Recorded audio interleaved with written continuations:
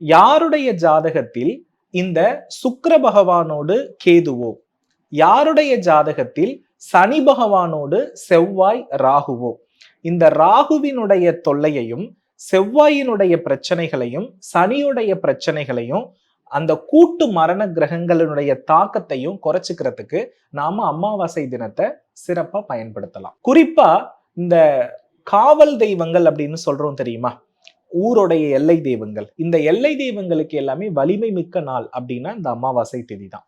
அப்போ இந்த கடன் சுமையில நிறைய அவதி உற்று கொண்டிருப்பவர்கள், எதிரி தொல்லைக்கு முற்றுப்புள்ளி வைக்க முடியாதவர்கள், அமானுஷ்ய தொந்தரவுகளால் அவதியாகி கொண்டிருப்பவர்களுக்கு இந்த ராகுவே முதல் காரணம் ஆகிறார். குறிப்பா பாத்தீங்கன்னா விருச்சிக லக்னம், மகர லக்னம், இந்த விருச்சிக ராசியிலேயோ மகர ராசியிலேயோ சனியோ செவ்வாயோ ராகுவோ கேதுவோ இருந்தால் இவர்கள் அனைவருக்கும் கட்டாயமாக மாந்திரிக பயம் இருக்கும்.